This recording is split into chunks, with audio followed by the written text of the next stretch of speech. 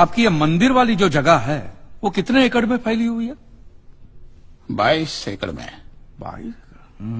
जिसमें 322 छोटे छोटे मंदिर हैं भगवान के। ओहो, माने भगवान का पूरा शॉपिंग मॉल ही सजा के रखा है। साइलेंस।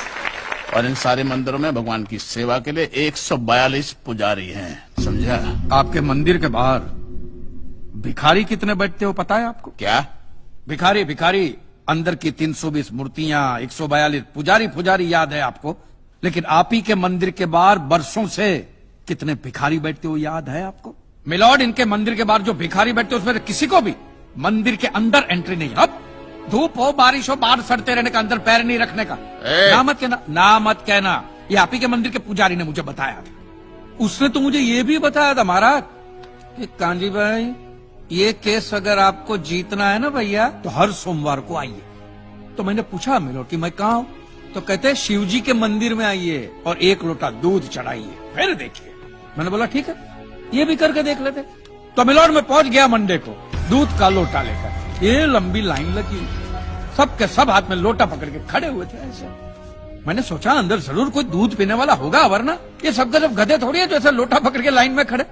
मेरा नंबर है, मैं अंदर गया, अंदर कोई नहीं था दूध पीने वाला, कोई नहीं।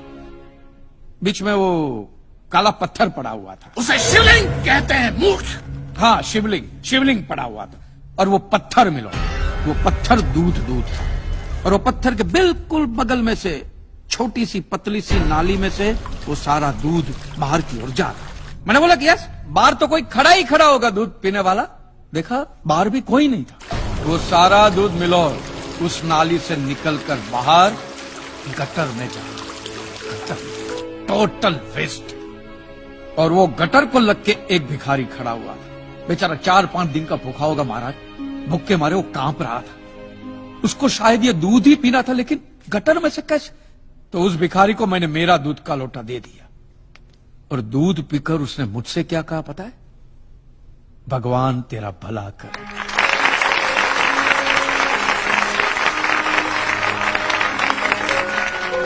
तो मंदिर में आने वाला एक एक इंसान वो पत्थर पे दूध डालने के बजाय किसी गरीब के पेट में डाले तो सबसे ज्यादा पुण्य मिलेगा, नहीं? और हाँ मौलवी साहब, किसी दरगाह पे फूलों की चादर उड़ाने के बजाय किसी नंगे फकीर के बदन पे कपड़ों की चादर उड़ाई जाए ना तो अल्लाह को बहुत खुशी मिलेगी। और जीसस के सामने मोमबत्तियां जलाने से अच्छा है किसी गरीब की झोंपड़ी में जलाइए, तो उसके घर में कभी अंधेरा नहीं होगा।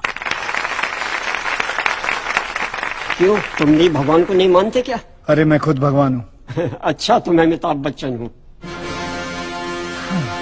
देखो कांजी, दूध, चद्दर, मोमबत्ती ये सब चढ़ाना एक प्रथा है। भगवान की पूजा अर्चना, इन सब का मूल्य तुम नहीं समझोगे क्योंकि तुम एक नास्तिक हो। जगत की मोह माया से तुम अभी तक मुक्त नहीं हुए। आप तो हो गए हो ना, आप तो बिल्कुल मोक्ष के दरवाजे पे खड़े हो। तो ये जो रीति रिवाज के नाम पे ढोंग चलते उनको बंद करवाइए ना महाराज। शनिवार को हनुमान जी की मूर्ति पे कितना तेल बर्बाद होता है पता है आपको? लोग 2 रुपये के 5 रुपए के सिक्के यूं करके मूर्ति पे चिपकाते हैं। हनुमान जी इन सारे चिल्लर का क्या करेंगे? कांजी भाई बिल्कुल ठीक कह रहे हैं। साईं बाबा अपनी पूरी जिंदगी गरीबों के लिए और गरीबी में जिए। जब तक वो जिंदा रहे तेल की एक एक बूंद के लिए दर बदर भटकते रहे, और आज उनके मरने के बाद उनके लिए करोड़ों का सिंहासन, सोने का मुकुट, किसके लिए बताइए महाराज। एक बात बताइए, जो भी भक्त भगवान की श्रद्धा से सच्चे दिल से भक्ति करता है उस पर तो उस परम कृपालु की कृपा दृष्टि रहती है ना? रहती है ना? आया ना? तो चलिए महाराज मुझे ये बताइए कि अमरनाथ और वैष्णो देवी की यात्रा पे जाती हुई बस नीचे खाई में क्यों गिर जाती है? वो तो भगवान की भक्ति के लिए जा रहे थे, श्रद्धा से भजन गाते गाते जा रहे थे, तो भगवान ने डायरेक्टली उनको ऊपर बुला लिया। और आप मुझे एक गाड़ी ऐसी बताइए जिसका एक्सीडेंट हुआ हो और जिसके अंदर भगवान की मूर्ति या फोटोग्राफ ना हो। बताइए। I object my Lord. From day 1 ये आदमी बातों को यूं गोल गोल घुमा रहा है। मिस्टर कांजी, ये कोई डिबेट नहीं है अच्छे बुरे की, ये कोर्ट है और यहां प्रूफ चलता है। और हमारे पास प्रूफ है, इंश्योरेंस पेपर्स पर आपके सिग्नेचर्स। इसलिए लीगली आपको कोई हक नहीं बनता इंश्योरेंस कंपनी से पैसे मांगने। और जहां तक हमारा प्रश्न है, बीमा कंपनी के नियमों को हम नहीं मानते। अगर उन्होंने लिख दिया कि भूकंप जज साहब ने करवाया है, तो क्या जज साहब पैसे देंगे? इसी तरह पॉलिसी में भगवान का नाम लिख देने से भगवान पैसे देने के लिए प्रतिबद्ध नहीं होते। अगर आप चाहते कि भगवान आपके पैसे लौटा दे, तो यह प्रूफ करो कि यह भूकंप भगवान ने किया है। किया ही है ना? इन राइटिंग है, कहीं लिखा हुआ तुम्हारे पास है? Any proof? मिलॉर्ड, ये mister kanji, court of law में सिर्फ दलीलों पर फैसले नहीं होते। आपकी दलीलें, आपके आर्गुमेंट्स आम जनता के लिए कितने भी वैलिड क्यों ना हो, लेकिन अगर आप उन्हें साबित नहीं कर सकते हैं तो उनका कोई मतलब नहीं। आपके पास कोई सबूत है?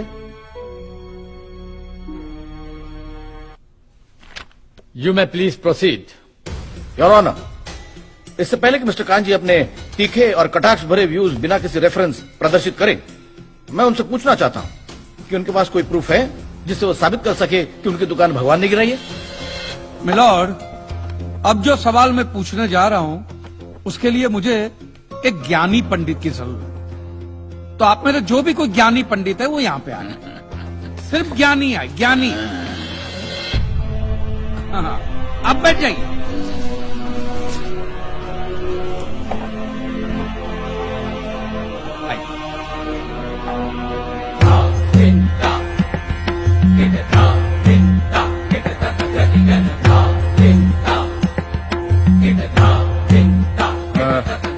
महाराज, आप जो पंडित लोग आपके प्रवचन में जो शास्त्रों की बातें करते हैं, तो शास्त्रों में जो भी लिखा होता है वो सब सही होता है? 100%। ऐसा कहां लिखा है? ये तो आप कह रहे हैं। गीता में लिखा है। अच्छा, क्या लिखा है गीता में? गीता के 4थे अध्याय का 40वां श्लोक, अज्ञस्य अश्रद्धानस्य संशयात्मा विनश्यति, नायम लोकस्ति ना परा ना सुखम संशयात्मना। मतलब क्या? इसका अर्थ है, जो अज्ञानी श्रद्धा विहीन मनुष्य शास्त्र पर संदेह या शक करता है, उसका विनाश निश्चित है।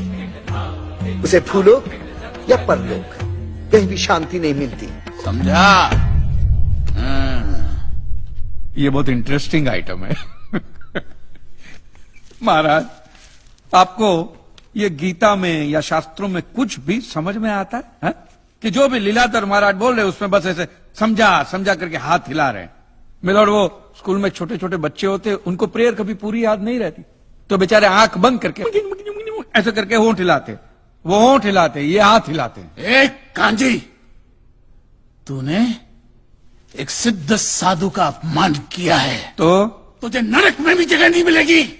कहां से मिलेगी महाराज? आप लोगों ने पहले से ही वहां कुल्ले टिका के रखे हैं।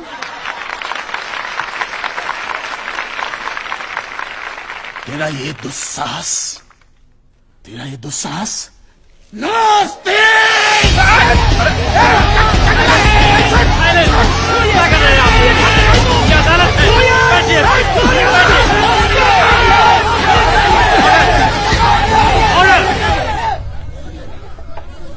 बैठ जाइए।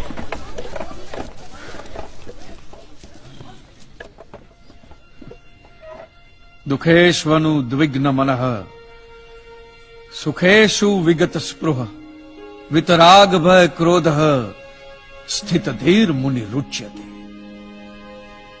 अध्याय 2 श्लोक 56वां। अर्थात जिस मनुष्य के लिए सुख और दुख समान अवस्था है, जो भय और क्रोध से मुक्त है, जो स्थिर बुद्धि वाला है ना, वही सिद्ध पुरुष कहलाता है।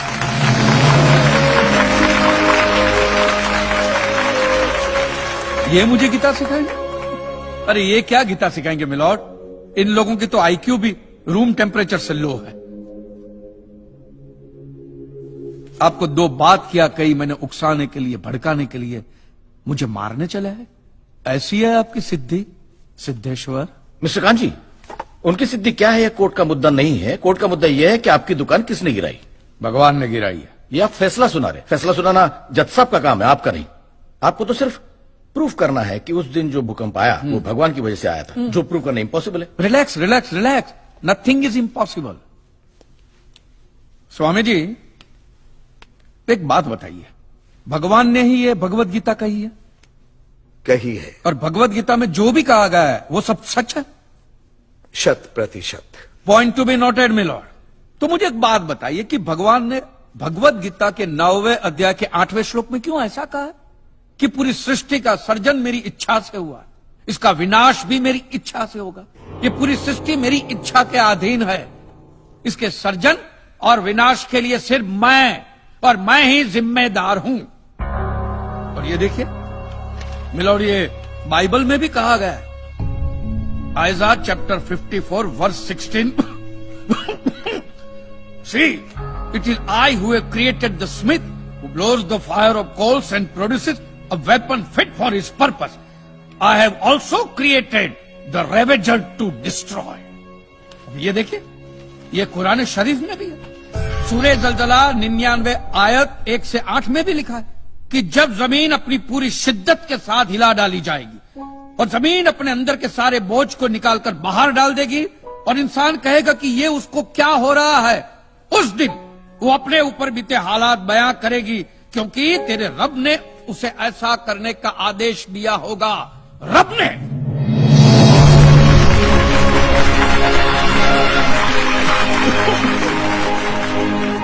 इन सारी बातों का मतलब एक ही होता है मिलॉर्ड, कि ये भगवान द्वारा किए हुए भूकंप से ही मेरी दुकान गिरी है। मतलब it is an act of God. ये सब ऊपर वाले की करनी है, और मेरे साथ साथ जिन लोगों का नुकसान ऊपर वाले की वजह से हुआ है उन सब के पैसे भी ऊपर वाला ही देगा।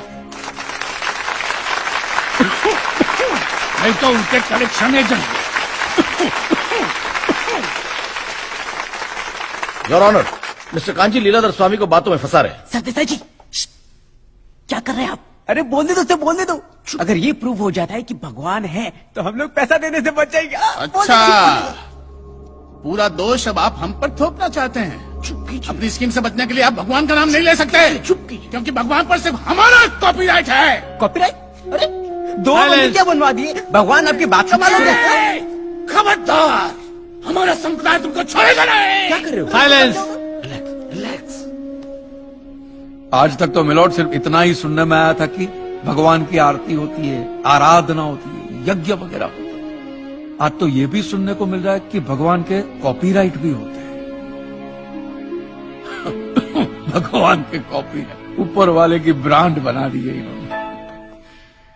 आज मुझे विश्वास हो गया है कि भगवान नहीं है, बिल्कुल नहीं है, हो ही नहीं सकता, क्योंकि अगर वो होते तो उसने आप जैसे पाखंडियों को तो कब का उठा लिया होता। मुझे जो करना था वो मैंने साबित कर दिया है मिलॉर्ड। अब इसका पूरा फैसला